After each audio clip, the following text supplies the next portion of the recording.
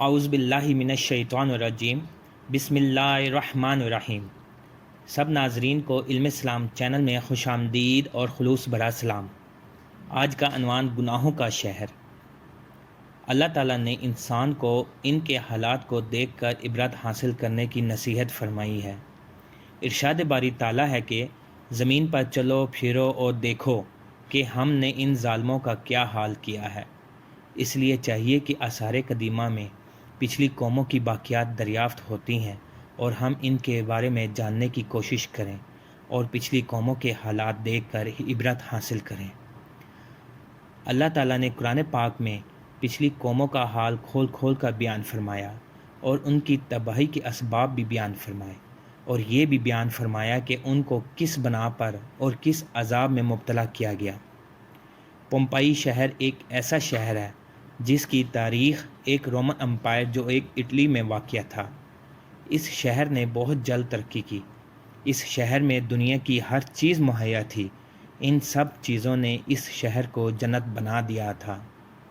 میں آپ کو ایک شہر پومپئی کے بارے میں بتاؤں گا کہ یہ شہر کیسے دریافت ہوا اور ان شہروں کے لوگ کن گناہوں میں شامل تھے اور ان لوگوں کے گناہوں کی مشابہت کس نبی کے قوم سے تھی۔ معزز ناظرین، تاریخ بتاتی ہے کہ دنیا کا پہلا شہر تھا جس میں زیبرا کراسنگ شروع ہوئی تھی۔ یہیں کریم کیک ایجاد ہوا تھا اور یہیں سے اجتماعی غسل خانوں یا حمام کا تصور جنم لیا تھا۔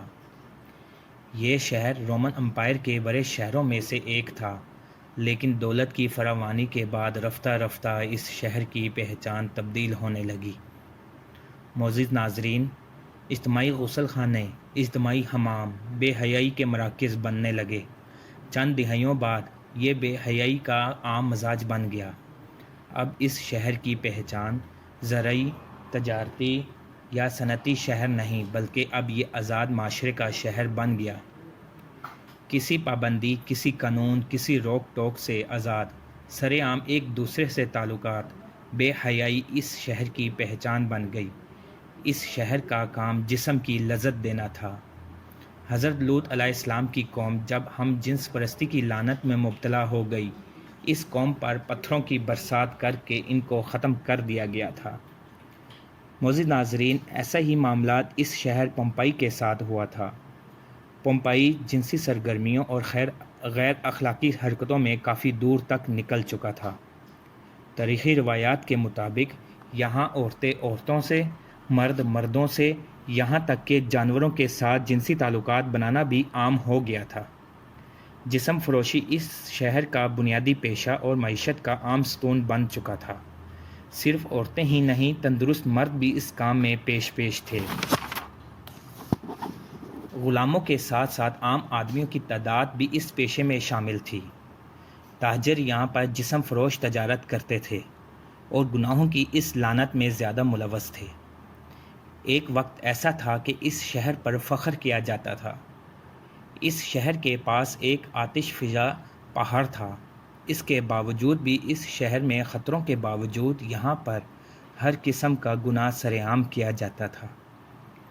عورتیں عورتوں سے اور مرد مردوں سے ہم جنس پرستی کرتے تھے اور جانوروں کے ساتھ بھی تعلق بناتے تھے۔ یہاں پر عورتیں مردوں کی بجائے جانوروں کے ساتھ بھی ہم جنسی کرتے تھے اور رنگ رلیوں میں مصروف رہتے تھے۔ آخر اللہ تعالیٰ نے اس قوم کو ختم کرنے کا ارادہ فرمایا اور تاریخ کے مطابق اس شہر کے پاس آتش فشاں پہاڑ اس قدر تیزی سے پھٹا کہ اس کے ذرات آسمان تک اڑنے لگے۔ کچھ ہی دیر میں یہ لوگ آنکھوں دیکھتے اس شہر پومپئی پر آگ گری۔ یہ آگ پومپئی شہر میں 4 دن تک رہی اور اس طرح یہ شہر مکمل طور پر ختم ہو گیا۔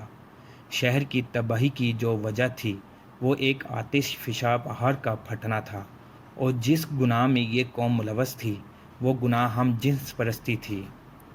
یہ شہر پومپئی اب دریافت ہو چکا ہے اور ایسی باقیات سامنے آئی ہیں کہ عورتیں عورتوں سے اور مرد مردوں سے ہم جنس کرتی تصاویر سامنے آئی، جن کو دیکھ کر، ان کو سن کر انسان اپنے کانوں کو ہاتھ لگاتا ہے۔